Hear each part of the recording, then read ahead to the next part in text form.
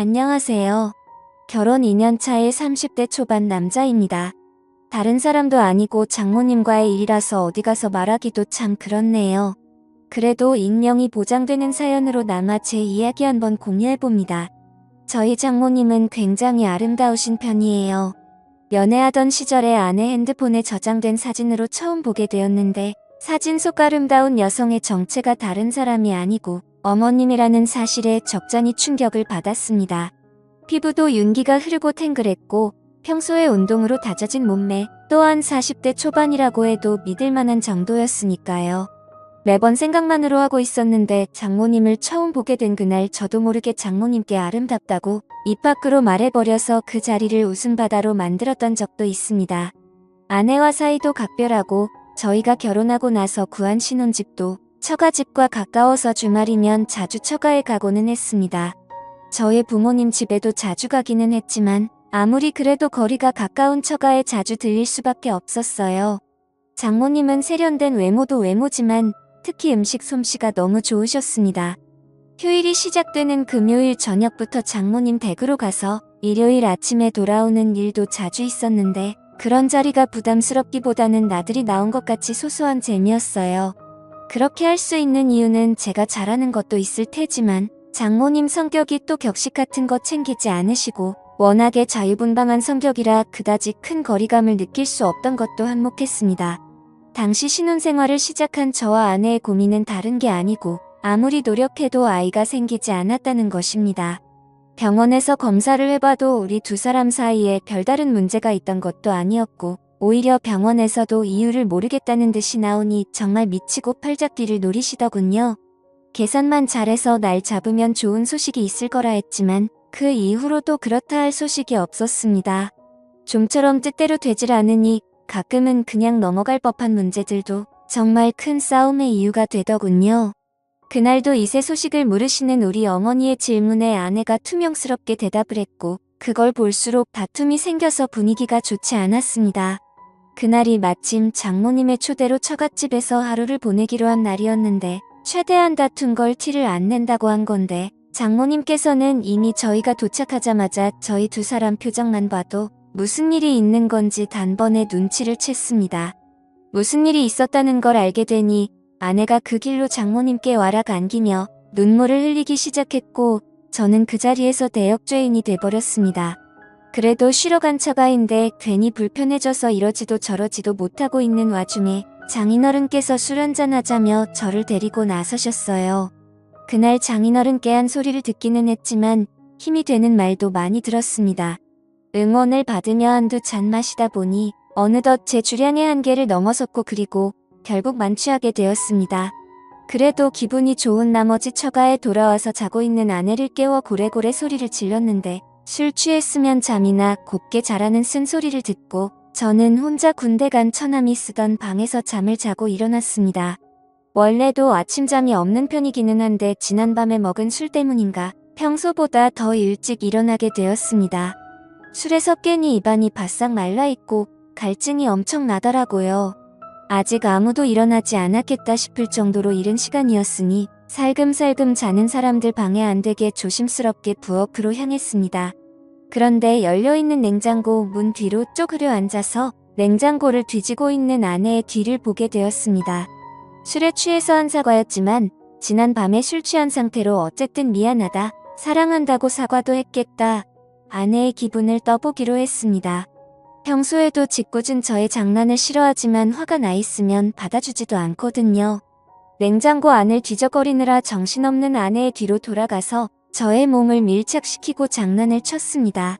그러고 있는데 이건 장난을 받아주는 것도 아니고 화를 내는 것도 아니고 가만히 있는 반응에 무언가 위화감까지 느껴지더라고요. 정신 차리고 냉장고를 뒤지고 있던 실루엣을 확인하니 그건 아내가 아니라 바로 장모님이었습니다. 아내가 잘 때 입고 자는 치마형 잠옷과 똑같은 걸 입고 계셨어서 그것만 보고 당연히 제 아내라고 착각했습니다.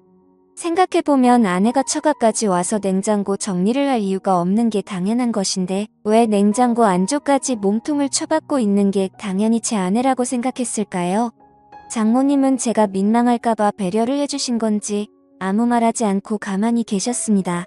술 기운이 남아서 아파오던 머리도 목이 타듯이 오던 갈증도 한 번에 확 날아가더라고요. 머뭇대다가 제 정신이 들어서 죄송하다고 큰 소리로 사과를 하려던 찰나에 장모님께서 제 입을 손으로 틀어 막으며 아내가 깰 수도 있으니 사과하지 않아도 괜찮다고 하시며 저를 방으로 끌고 들어가셨습니다. 도망치듯 처남의 방으로 돌아와서 이불을 뒤집어 쓰고 한참을 좌불안석 애간장만 태웠습니다. 갑자기 문 열리는 소리가 들리고 저에게 다가오는 소리가 들렸는데 제가 뒤집어 쓰고 있던 이불을 확 걷어 올리더군요. 그리고 제 눈에 가장 먼저 들어온 건 제가 아까 뒤를 문댈 때 봤던 그 치마였어요. 그래서 엄청 놀랐는데 다행히 이번에 이불을 거둔 건 장모님이 아니라 제 아내였습니다. 평소보다 과격한 행동에 혹시 장모님께 무슨 말이라도 들은 건가 긴장을 하고 있는데 아내가 아무리 술을 많이 마셔도 그렇지 어른들 다 일어나셨는데 방 안에서 혼자 뭐하냐고 하면서 저를 끌고 나갔어요. 주방에는 아침 식사 준비가 한참이더군요. 장모님은 당황도 안 하신 건지 제 속 풀어주겠다고 콩나물국을 시원하게 끓였다며 제 앞에 한 그릇 놓아주시더라고요. 힐끗힐끗 장모님의 기분을 살폈는데 괜히 저 혼자 행동이 이상한 것 같아 저도 아무 일 없던 척 해보려 노력했습니다. 그래도 억지로 그렇게 하려다 보니 잘 안 되더라고요. 제사를 마치고 가족들이 텔레비전 앞에 모여 간단하게 과일을 먹고 시간을 보내고 있는데 결혼 전부터 결혼 후에도 한두 번 오는 처가가 아닌데도 그렇게 불편할 수가 없더라고요. 처음 결혼 허락을 받으러 왔을 때도 이렇게 불편한 적이 없었던 것 같은데 말입니다. 아내가 다 먹은 과일 접시를 치우고 자리를 비웠을 때 장모님이 제 옆으로 다가와 앉아서는 저에게 알 수 없는 미소를 건네셨습니다. 아내가 돌아오고 나서도 계속 저에게 시선을 주시면서 미소를 지으시는데 그 미소의 의미를 자세히 알 수가 없어 불편하기만 했습니다. 아내가 저를 깨워서 데려 나오긴 했지만 아직 화가 다 풀린 듯한 느낌이 들지는 않았습니다. 말도 안 걸고 저한테 대하는 태도도 몹시 차가웠거든요. 아내는 화가 잔뜩 나있지. 장모님은 자꾸 알게 모르게 저에게 이상한 신호를 보내고 있지. 그날만큼은 처가에서 보내는 시간이 즐겁기보단 지옥 같았습니다. 맛있는 식사고 편한 휴식이 구간에 어서 빨리 월요일이 돼서 회사로 출근하고 싶은 마음뿐이 없었어요. 그래도 전날 저녁에 마신 것과 술이라고 과일까지 먹고 나니 배가 불러서 잠이 술술 쏟아지더군요.